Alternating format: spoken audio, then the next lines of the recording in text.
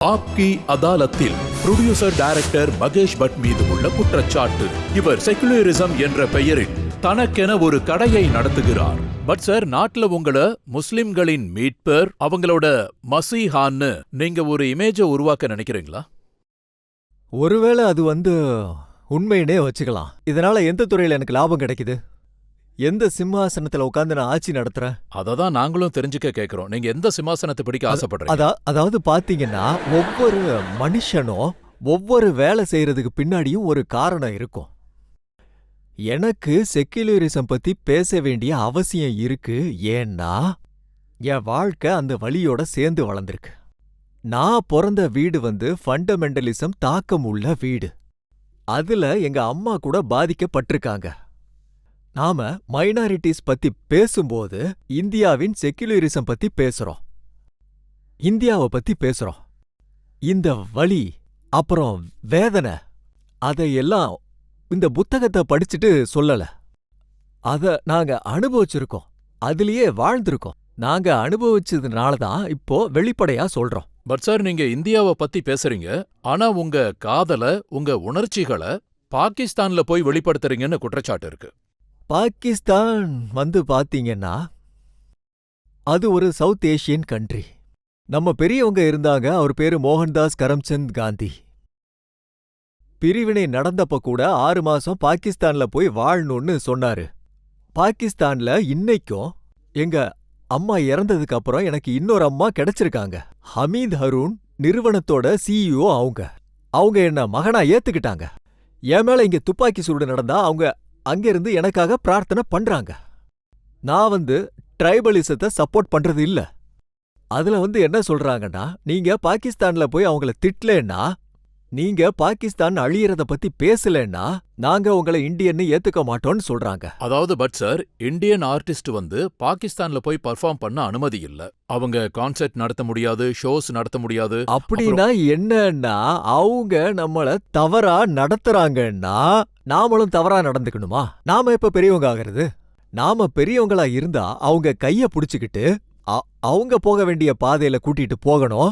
நாம அப்படி பண்றது தானே சரியா இருக்கும். அதனாலதான் நீங்க சோய பக்தரை உங்க படங்கள்ல சேர்க்க நினைக்கிறீங்க, பாகிஸ்தான் ஆக்ட்ரஸ் மீராவை உங்க படத்துல சேர்க்க நினைக்கிறீங்க. ஆமா, நிச்சயமா. ஏன்னா என்னோட பிரதமர் மன்மோகன் சிங் என்கிட்ட சொல்லியிருக்காரு, பர்ஃபார்மிங் ஆர்ட்ஸ் மூலமா சினிமா வழியில நீங்க உறவுகளை வளர்க்கணும்னு சொல்லியிருக்காங்க. என்னோட பெரியவர் சொன்னதுதான் நான் ஃபாலோ பண்றேன். அத அட்டல்ஜி சொன்னாரு. அதாவது இந்த சவுத் ஏஷியன் யூனியன் எப்படி உருவாகும்?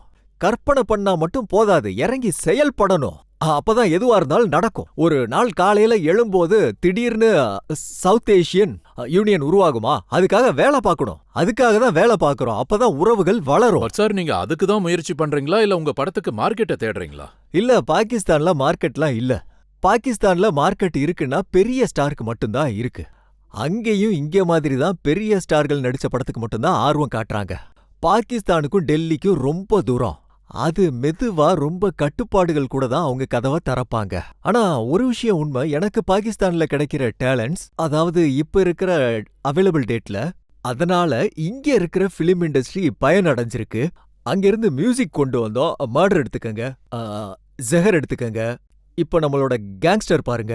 அந்த எல்லா டேலண்ட்ஸும் பாகிஸ்தான்ல இருந்து தான் கொண்டு வந்தேன். அந்த பாடல்களை உருவாக்கியிருக்கோம். அந்த பாடல்களை புதுசா ரீஇன்வென்ட் பண்ணி மக்களுக்கு கொடுத்திருக்கோம். மியூசிக் இண்டஸ்ட்ரி ஒரு வளர்ச்சியான பாதையை நோக்கி போயிட்டு இருக்கு. அதனால நீங்க பாகிஸ்தான் ஆர்டிஸ்ட் இங்க கூட்டிட்டு உதவி செஞ்சு அவங்கள ஸ்டார் ஆக்குறதெல்லாம் உங்க செகுலரிசம் அஜெண்டாவுக்கு வலு சேர்க்கறதுக்காக தானா?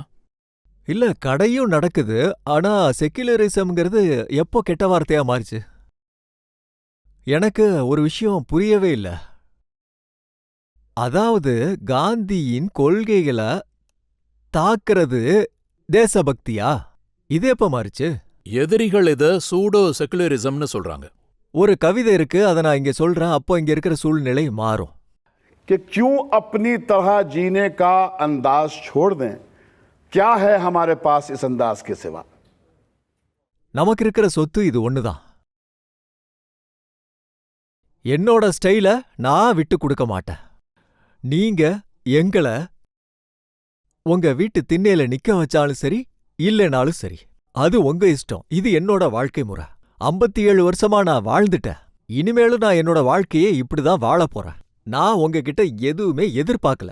நான் நடனம், பாடல் அந்த படங்களை எடுத்து தான் என் வாழ்க்கைய ஓட்டுறேன். ஆனா செக்யுலரிசம்ங்கிற சாக்க வச்சுக்கிட்டு நான் ராஜ்யசபாவுக்கோ இல்ல லோக்சபாவுக்கோ அல்லது அரசியல் அதிகாரத்தை தேடி யார் கூடயும் சேரவே மாட்டேன். நீங்க மக்கள் முன்னாடி நான் இப்போ சொன்னது எதுவுமே அரசியல் வாழ்க்கைக்காக பயன்படுத்த மாட்டேன்னு சொல்றீங்களா? நான் அப்படி என்னைக்காவது பண்ணா இந்த மொட்டை தலையில நீங்க செருப்பால அடிக்கலாம். எங்களுக்கு ரொம்ப கஷ்டமா இருக்கு. அதாவது நீங்க இவ்வளவு பெரிய டைரக்டர் ப்ரொடியூசரா இருந்தோம் மைனாரிட்டி பக்கம் மட்டும் பேசுறீங்க. ஒரு பக்கத்தை மட்டும் பாக்குறீங்க, இன்னொரு பக்கத்தை பத்தி பேசவே மாட்டேங்கிறீங்க. காஷ்மீர்ல அந்த பாவப்பட்ட பண்டித் மக்களுக்கு என்னதான் ஆச்சு? நீங்களும் பார்த்திருப்பீங்க. அவங்களோட பொண்ணுங்க, மருமகளுங்க, பிள்ளைங்க எல்லாத்துக்கும் என்னதான் ஆச்சு? அந்த சைடும் நீங்க சொல்லவே இல்லை. அதே மாதிரி பாகிஸ்தான்ல கூட நீங்க ஒரே ஒரு கேஸை மட்டும்தான் பெருசா எடுத்து காட்டுறீங்க, மத்த விஷயங்களை பார்க்க மாட்டேங்கிறீங்க. மைனாரிட்டியில ஒரு பக்கம் மட்டும்தான் பாக்குறீங்க. இது ஏன் ஒரு பக்கம் மட்டும் காட்டுற கண்ணாடி மாதிரி இருக்கு?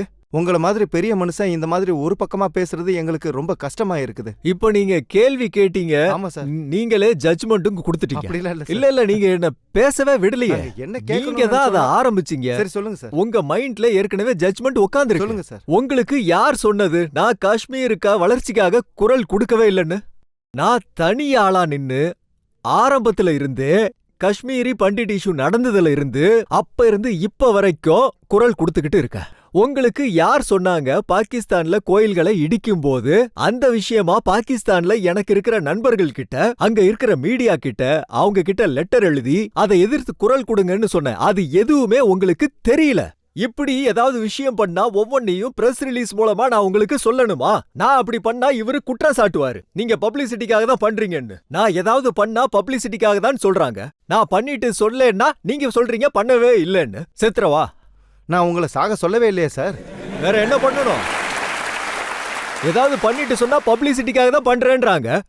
நான் மறைச்சா நீங்க எதுவுமே பண்ணலன்னு நீங்க சொல்றீங்க. நான் என்ன பண்ணணும்? நீங்களாவது சொல்லுங்க.